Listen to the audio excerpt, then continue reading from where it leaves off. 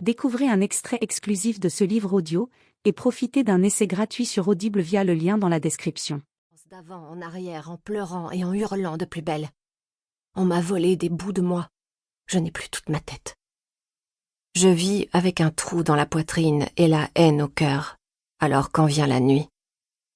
Pas étonnant que j'ai occupé la plupart de mes soirées comme je l'ai fait. Tout de suite après la mort de papa, je suis allée dans cette même horrible salle de bain et j'ai rempli des seaux et des seaux d'eau chaude et de détergent. Et je me suis attaquée à toute la maison. Pièce après pièce, j'ai passé la serpillière, nettoyé les plans de travail, lessivé les murs. Les chaises de la salle à manger, je les ai balancées dans la cour et j'en ai fait un feu de joie qui a dispersé les poules affolées et fait bêler les chèvres mécontentes. Le fauteuil relax de papa, celui dans lequel il se prélassait tous les soirs en se décapsulant des bières et en éructant ses opinions, démoli à la hache, les meubles bas de gamme crament comme du petit bois. Encore des poules qui courent dans tous les sens et des chèvres qui protestent. Faire le ménage n'a pas suffi. Je suis passée dans toutes les pièces pour décrocher les lourds rideaux et les empiler dans un coin. Que la lumière entre à flot, qu'elle brûle toutes mes saloperies de souvenirs dans cette saloperie de baraque et cette saloperie de bled où je me jurais bien de ne plus jamais remettre les pieds. Plus tard, j'ai changé d'avis. J'ai raccroché ces rideaux qui sentaient le moisi, ajouté des stores occultants. Je me suis mise à désirer l'obscurité et les secrets qu'elle m'aidait à protéger. Je me suis jetée à corps perdu dans la routine du quotidien. Faire du café, prendre mon petit déjeuner, ramasser les œufs, nourrir les cochons, traire les chèvres, curer les tables, semer, désherber, récolter, faire la cuisine, le ménage et recommencer. Régler telle facture, une partie de telle autre.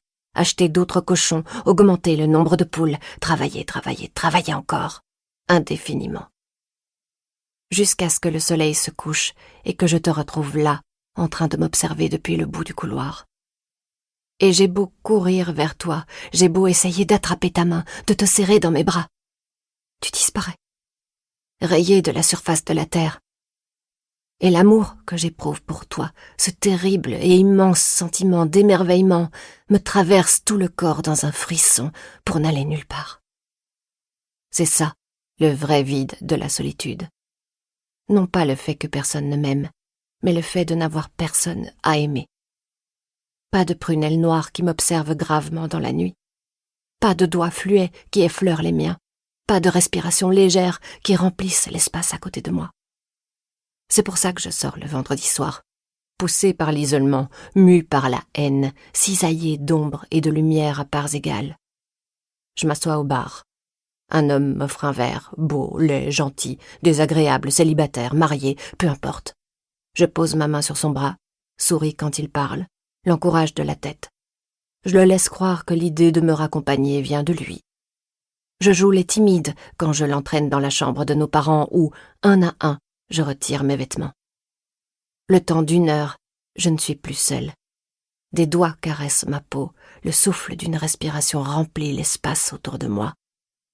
Bien sûr, ce n'est pas réellement ce que je veux, et ensuite, je fonds en larmes quand le trou béant me déchire de nouveau la poitrine. À cause de tous ceux qui ont disparu. Tous ceux qui ne sont pas restés. Ce désert absolu que sont devenus ma maison, mon cœur, mon âme. Je supplie mon amant de ne pas me quitter. Je l'implore de rester. Reviens, mais il attrape ses vêtements en vol et s'enfuit vers la porte. Après, c'est facile. Aucun homme n'a vraiment peur d'une femme, même quand elle est la digne fille de son père. Quand c'est fait, je traîne leur cadavre jusqu'à la remise. C'est là que papa m'a montré comment découper ma première volaille, ce n'est pas très différent. Et les cochons ont l'air ravis que j'améliore leur ordinaire. Avec le temps, j'apprends à élargir mon rayon d'action pour éviter d'attirer l'attention, à repérer les hommes de passage pour mieux couvrir mes arrières. J'en découvre aussi sur mes cochons. Ils sont capables de broyer les os, mais ne toucheront ni aux cheveux ni aux dents. Ils préfèrent qu'on leur donne les os longs déjà fragmentés, même chose pour le crâne. Bientôt, les clients affluent de partout pour acheter ma viande de porc, le meilleur bacon et les meilleures côtelettes de toute la région.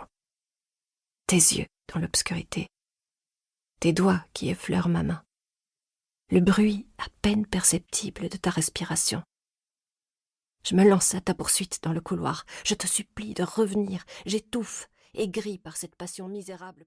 Livre audio complet gratuit disponible en description de cette vidéo.